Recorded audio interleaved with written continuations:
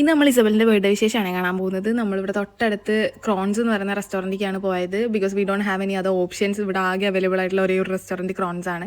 പക്ഷേ ഇവിടെ ഭയങ്കര എക്സ്പെൻസീവ് ആണ്. എന്നാലും ഞങ്ങൾ ഇടയ്ക്ക് ഇങ്ങനെ ഈ ആംബിയൻസ് ഒക്കെ എൻജോയ് ചെയ്യാൻ പോകാറുണ്ട്. ഞാൻ ഓർഡർ ചെയ്ത ഗ്രിൽ ചിക്കനും പൊട്ടാറ്റോ ആണ് ഉള്ളത്, പാസ്ത, അതുപോലെ സാലഡ്സ്, അങ്ങനെ എന്തൊക്കെയോ ഓർഡർ ചെയ്തിട്ടുണ്ട്. യൂഷ്വലി ഞങ്ങൾ ആരുടെയും ബർത്ത്ഡേ സെലിബ്രേറ്റ് ചെയ്യാറില്ല. ജസ്റ്റ് ചോക്ലേറ്റ്സോ എന്തെങ്കിലും സോഫ്റ്റ് ഡ്രിങ്ക്സോ വാങ്ങി കമ്പനിയിൽ എല്ലാവർക്കും കൊടുക്കും. അത്രേ ഉള്ളൂ സെലിബ്രേഷൻ. പിന്നെ എന്തുകൊണ്ട് ഇപ്രാവശ്യം ഇസബലിൻ്റെ ബർത്ത്ഡേ ഇങ്ങനെ സെലിബ്രേറ്റ് ചെയ്തു എന്ന് ചോദിച്ചു കഴിഞ്ഞാൽ, ഇതിൻ്റെ തലേ ദിവസം ബർത്ത്ഡേ നടക്കുന്നതിൻ്റെ തലേസാണ് അവൾക്കൊരു ബ്രേക്കപ്പ് ആവുന്നത്. Like more than 6 years of relationship ആയിരുന്നു. അപ്പോൾ ആൾ ചീറ്റ് ചെയ്തു. ഇവള് 2 വർഷമായിട്ട് നാട്ടിൽ പോയിട്ടില്ല, ഇവിടെ തന്നെയായിരുന്നു വർക്ക് ചെയ്തുകൊണ്ടിരുന്നത്. മേ ബി അതുകൊണ്ടൊക്കെ ആയിരിക്കും, അറിയില്ല.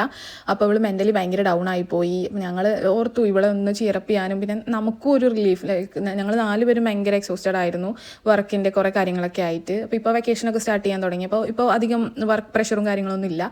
പക്ഷേ ഈ ബർത്ത്ഡേ നടക്കുന്ന സമയത്ത് ഏകദേശം 1 week 2 week ആയിരിക്കുന്നു. കാരണം എനിക്ക് ടൈം കിട്ടുന്നില്ല, ഇപ്പോഴാണ് ഫ്രീ ആയത്. അപ്പോൾ ഞങ്ങൾ 7 മണിക്കെങ്ങാണ്ട് റെസ്റ്റോറൻറ്റിൽ കയറിയതാണ്. ലൈക്ക് റീൽസും ടിക്ടോക്സ് ഇവർ ടിക്ടോക്കൊക്കെ നന്നായി ചെയ്യും. കാരണം ഇവരുടെ നാട്ടിലൊക്കെ ടിക്ടോക്ക് അങ്ങനെ അവൈലബിൾ ആണ്, നമുക്കില്ലല്ലോ. അപ്പോൾ നമ്മൾ 11 ലാസ്റ്റ് റെസ്റ്റോറൻറ്റ് അടയ്ക്കാനായി ഒന്ന് ഇറങ്ങുമോ എന്ന് അവർ ചോദിക്കേണ്ടി വന്നു. എനിക്ക് കൂടുതൽ ഇഷ്ടപ്പെട്ടത് രാത്രിയുള്ള വീട്ടിലേക്ക് നടന്നു പോക്കായിരുന്നു. കാരണം ആരും ഇല്ലായിരുന്നു റോട്ടിൽ. അപ്പോൾ നമ്മൾ കൂവി അലറി വിളിച്ച് ഭയങ്കര ജോളിയായിട്ട് പോയി. അങ്ങനെ ഇന്നത്തെ ദിവസം വൈൻഡപ്പ് ചെയ്തു. Bye bye.